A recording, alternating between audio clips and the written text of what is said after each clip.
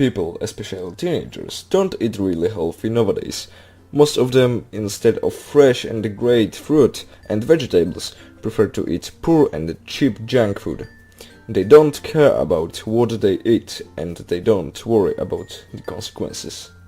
Therefore we decided to do something about it and change this very bad situation at least a little. We all agreed to set up a healthy eating day. What did we plan on a healthy eating day? We decided to prepare delicious, and healthy of course, food and sell it to everyone who would want to buy it, hoping that they will start thinking about what they eat every day.